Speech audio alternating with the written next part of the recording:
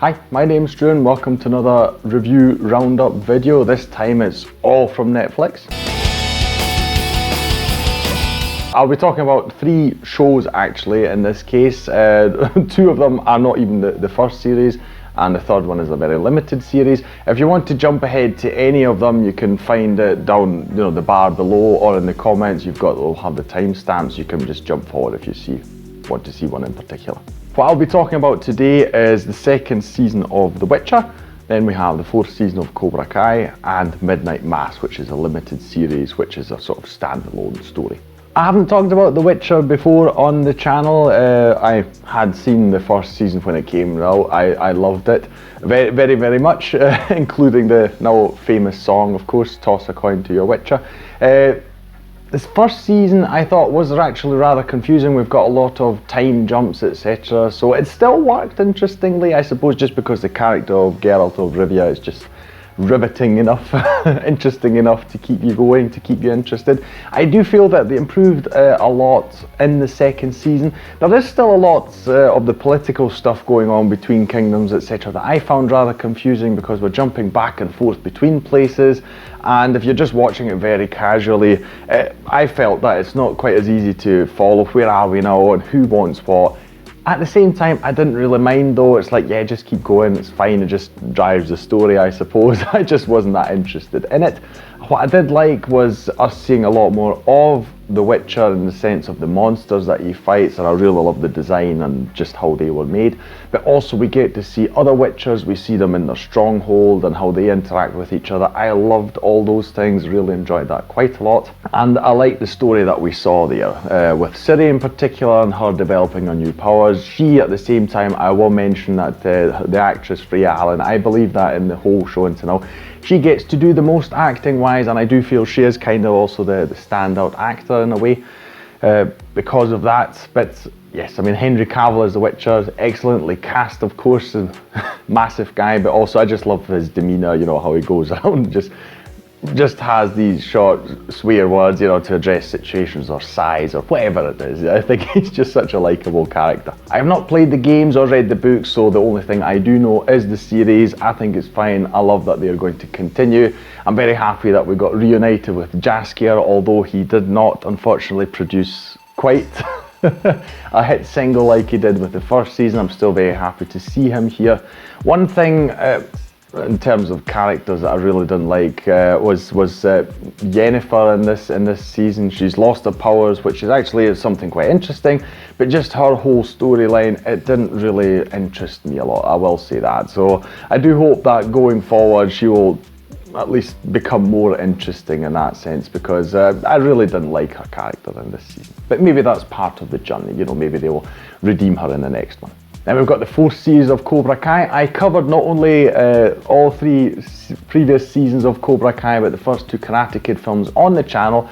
I'll leave a link to that at the end of this video, so if you're interested in hearing my thoughts on that. Overall, I really like Cobra Kai. I think it's great. As a martial artist myself, it's very interesting to see it. I do hope that it will popularise martial arts more, but at the same time, I do hope that kids and, and their parents, etc., don't send them to martial arts because they think we're going to be beating up other people in and outside the dojang all the time, because that gives martial arts a really bad rep. But it is interesting, it does make you examine your own position in martial arts, because in this series we have a constant struggle between the more traditional style of a martial art and then the more sporting type, I'll call it, where it's all about engaging in fights, and obviously Cobra Kai's motto is strike first, no mercy, all these kind of things. So I like that we keep addressing this issue, what do we want to be?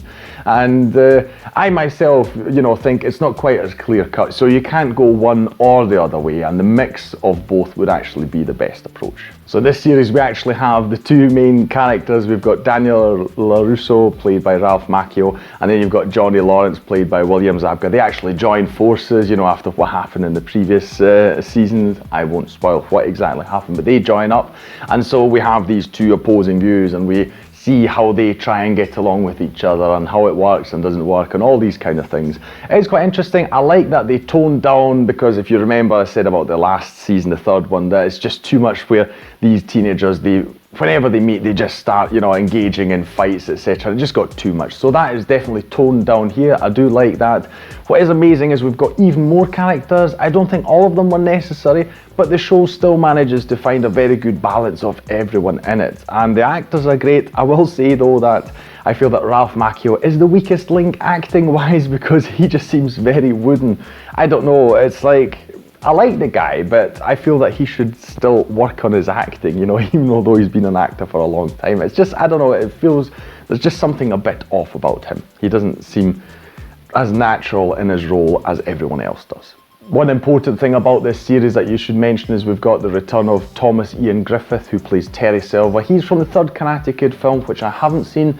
I might do at some point just to fill in those blanks. It is, to my knowledge, the one that is like the least out of all of them, but still, now that we've got this character, I feel that I should watch it sometime, you know, just to be really prepared also for the next season and what might happen there. Overall, I really still like this series. I think it is a very good advert for martial arts. Like I say, as long as you don't think that all we do is go around beating up people, that is definitely not what happens, okay? The main thing about martial arts is actually the more you learn, the more you actually usually learn to just avoid fights and stay out of them, because you're aware of what damage you can cause just with your fists and your legs. But like I say, martial arts, great thing. I love that this is an advert for it. And the last thing I'm going to talk about is Midnight Mass. It's a limited series. It was made by Mike Flanagan. If you're not familiar with him, he made two other shows that are on Netflix. One was the Haunting on Hill House, and the second one was The Haunting of Bly Manor. I like The Haunting of Hill House quite a lot, Bly Manor not so much, but what his shows all have is just great atmosphere. You have great atmosphere and great characters and really, really interesting dialogue. I don't know how he does it, but I feel that, you know, you could just watch his characters just talk with each other for ages. You know, it's just really interesting just how he handles his characters. What this film is about, we actually focus on one person. His name is Riley Flynn. He lives on this island, or he lived on this island. It's a small, tight-knit community. He was away for a few years. He was in prison. He returns to the island, so he's reconnecting with all the people there. And at the same time, what we see happening is the island has a church, and the father there, he left and he unfortunately passed away. We've got a new priest coming in. His name is Father Paul. He's played by Hamish Linklater, and he sort of starts rebuilding the community in terms of faith. So they all rediscover their faith, and there's a lot going on in this show. It's a mix of many things. It's a mystery thing. It's got slightly fantastical elements in it. It's a bit of a sort of whodunit as well, because you know that people have got their secrets and you're slowly unraveling this mystery. It's just a very interesting show. Also, it really delves into sort of cult things, I'll call it, because the people, you know, they get more and more invested in this religious aspect, and it really turns into sort of cult-like thing. So I also like that a lot. It's got very, very many elements, but again, coming back to what I said at the start, the characters, you can just, especially this Father Paul, so Hamish Linklater does a wonderful job. He's got a lot of scenes and monologues as a priest, you could imagine, you know, when he's doing mass, etc. But he's got a lot of scenes where he just gets to do a lot of wonderful stuff as an actor. So that was really great to watch.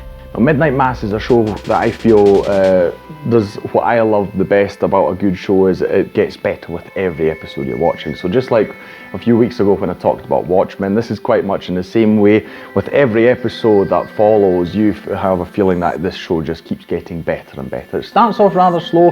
We're reconnecting with the island, walking in Riley's shoes, and then we see how he reconnects with one of his childhood friends, actually childhood sweetheart, played by Kate Siegel, and they have a lot of great scenes with each other. But I just love a lot about the church focus and what the father does there, Father Paul, and how that all develops. It is really interesting. It feels a bit cliched, but I do think that they do it in many interesting ways. Again, like I say, Mike Flanagan definitely has a way to write interesting characters and create a great atmosphere. So out of these, I would actually recommend Midnight Mass the most, because it will be the most unknown, might fly under people's radars, but it also at the same time is just the best out of all of them. But the other two also really great. If you liked the previous seasons of those shows, you will definitely want to watch these as well. So all three of them definitely recommended from me. That's all from me today. I'll thank you for watching. Like, share and subscribe if you enjoyed this video. It's the best way to support this channel.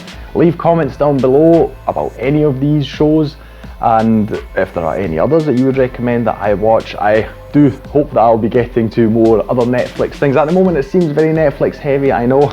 It's just a pure coincidence. It's just what I feel like watching right now. I'll try and, you know, spread out more and cover other things as well. I'll thank you for watching, and I'll see you in the next video on The Flying Wiener. Take care, bye.